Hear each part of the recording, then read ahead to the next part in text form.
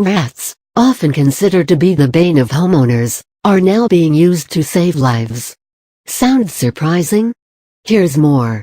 More than 100 million landmines have been planted just beneath the soil in 90 countries. Landmines are responsible for killing or maiming about 40 to 55 people every day, according to estimates provided by the Red Cross.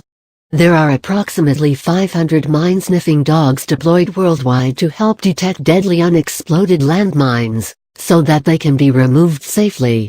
The dogs were introduced a decade ago, because they have fewer false positives than metal detectors, and they've been widely accepted by groups working to remove landmines. But a Belgian-based group, Apopo, has begun employing a new mine hunter that has proven to be much better suited to the work.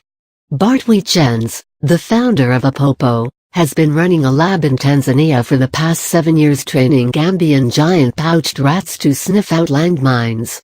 Weetjens and his group have trained the rats using classic conditioning techniques such as Pavlov used to train his dogs. First, a clicking sound is associated with a food reward. Then trainers watch to see when the rat smells the explosive, then they use the clicker to associate that behavior with the food reward the click gets them. Once the rat knows that the mine-detecting behavior will result in food, it will repeat the behavior. Weetjens estimates that a rat's training takes approximately 2 to 4 months, half the time it takes to train a dog, and the teams of rats are less expensive to operate in the field.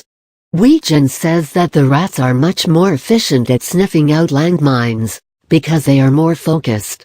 Dogs get so excited when they find a mine that they get distracted, whereas the rats are fixated on getting as many food rewards as they can, so they work better in densely mined fields. Also, they weigh much less than dogs, so they are less likely to set off the mines. The giant rats usually weigh only about 3-4 pounds, and can reach a total length of 30 inches or more, including their tail. They can be equipped with wireless cameras and sent into collapsed buildings, and they are less susceptible to tropical diseases. But dogs can cover more ground more quickly, and they are more culturally acceptable in some countries. Still, Weetjens says, his hero rats are a much better option for detecting and disarming landmines. The African giant-pouched rat was specifically chosen because of its unique abilities.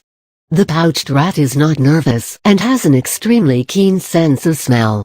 Its behavior is very stable and it interacts well with humans. But the main quality that makes the giant-pouched rat the perfect candidate for sniffing out mines is that they don't eat their food immediately. A giant-pouched rat packs food in the pouches of its mouth until they return to its nest, where the food is buried and stored for later. So when they are sniffing out landmines and they get a reward, the rats don't stop to eat it, they keep on sniffing. Weetjens hopes that people can get past the centuries-old misconceptions about rats, to realize the great benefit his rat teams can offer to the world. These rats, they're just nice creatures, he says. Of course, they do destroy crops and do transmit diseases. But if you treat them well and give them the proper housing and the proper care, they are actually very organized, neat animals. They're very kind, and they have very complex social structures. If you'd like to sponsor a giant mine-sniffing rat, visit the Hero Rat website to select your rat and make a donation of €5.